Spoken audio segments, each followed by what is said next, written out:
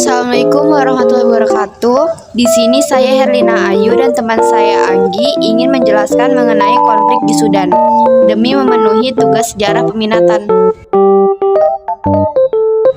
Latar belakang konflik Sudan. Perang saudara di Sudan berlangsung dari tahun 1956 hingga 2011. Berikut faktor-faktor yang menjadi latar belakang perang saudara di Sudan. Perbedaan etnis, agama, dan budaya yang sangat mencolok antara Sudan Utara dan Sudan Selatan. Masyarakat di kawasan Sudan Selatan melakukan penolakan terhadap penerapan hukum Islam di Sudan. Kesenjangan ekonomi, politik, dan pendidikan antara Sudan Utara dan Sudan Selatan, dan keinginan masyarakat Sudan Selatan untuk merdeka dan melepaskan diri dari pengaruh Sudan Utara. Kronologi konflik Sudan.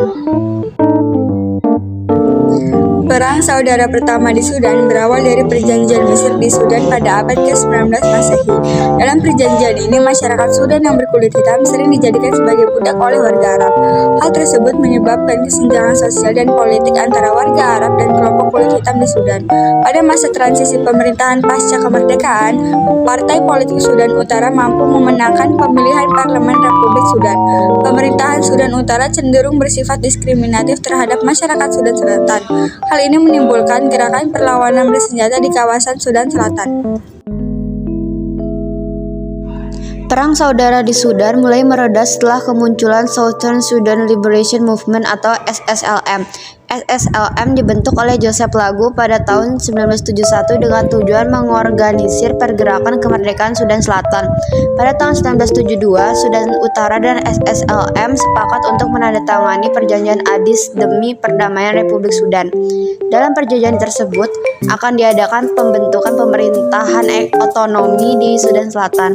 Namun pada realitasnya tidak sesuai dengan harapan masyarakat Sudan Selatan. Pada tahun 1983 muncul Perang Saudara Sudan kedua yang disebabkan oleh kebijakan Islamisasi Republik Sudan oleh Jafar Nimeiri.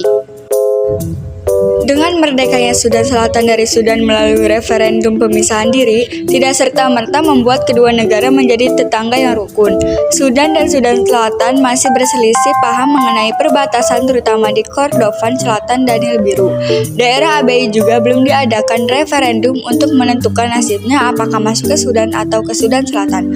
Saat terjadi konflik di Kordofan Selatan pada 5 Juni 2011 yang kemudian menyebar sampai ke Nil Biru pada 1 September 2011 antara tentara Sudan dan SPLA. Tentara Sudan mengebom melalui udara dan menembaki pemukiman penduduk tanpa membedakan kombatan dan non-kombatan, yang mana hal ini melanggar hukum humanitar internasional. Pada Maret 2012, kedua negara bertemu di Addis Ababa untuk membahas mengenai kewarganegaraan dan perbatasan. Selain itu, kedua negara juga sepakat mengadakan konferensi tingkat tinggi presiden.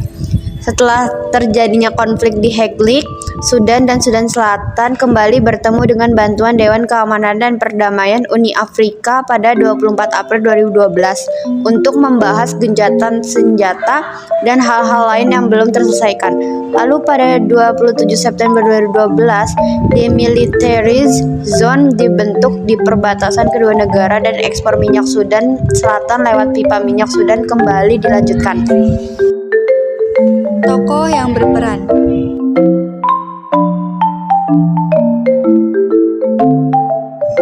Dampak dari konflik Sudan. Membuat setidaknya 4,9 juta warga Sudan Selatan berisiko terjangkit kelaparan. Naiknya harga air bersih di Sudan Selatan membuat lebih banyak orang berisiko terjangkit kolera dan banyak orang atau warga yang terbunuh dan terluka. Solusi untuk konflik Sudan. Kami menyarankan Sudan dan Sudan Selatan untuk segera membahas perbatasan antara kedua negara terutama di wilayah Abyei. Untuk Uni Afrika, kami menyarankan Uni Afrika perlu mengawasi jalannya kesepakatan bilateral antara Sudan dan Sudan Selatan. Untuk PBB, kami menyarankan untuk lebih banyak menempatkan penjaga perdamaian di daerah konflik. Sekian penjelasan dari kami.